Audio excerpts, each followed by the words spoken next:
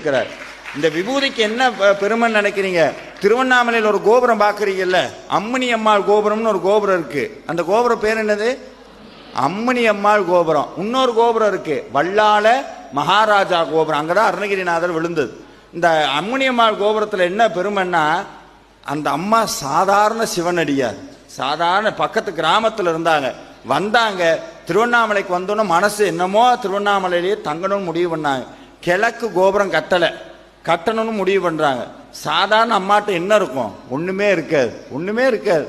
அங்கங்க போய் கையேந்தி கோபுரத்தை கட்டுறாங்க. பாதி தூரம் கட்டி முடிச்சோன்னா மைசூர் மகாராஜாட்ட போய் பாதி கொஞ்சம் காசு வாங்கி, அதுக்கப்புறம் கட்ட முடியல. இந்த கோபுரம் இன்னைக்கு கட்ட முடியுமா? இன்னைக்கெல்லாம் நினைச்சாலும் முடியாது. அம்மணி அம்மான்ற ஒரு சாதாரண சிவனடியார் இந்த கோபுரத்தை கட்டும்போது சிவபெருமான் கனவுல போய் சொன்னார், கவலைப்படாத, என் திருநீரை குடு, கோபுரம் உயரும்னார். வந்த அடியாருக்கெல்லாம் சம்பளம் கிடையாது, விபூதி தான். இன்னைக்கு அப்படி ஒத்துக்குவாங்களா? இன்னைக்கு ஒத்துக்குவாங்களா? ஆனா அப்படி இருந்தாங்க.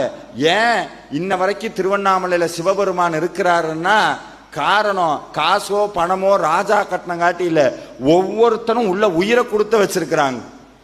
இன்னைக்கு நம்மளை மாதிரி போறோம், 10,000 ரூபாய் போடுறோம், போட்டோன்னா நேராக போய் சாமிகிட்ட நின்று நம்ம பேரு ராசி நட்சத்திரம் வயிற்றுல இருக்க குழந்தை எல்லாம் சொல்லி அர்ச்சனை பண்ற பழக்கம் அப்படி கிடையாது.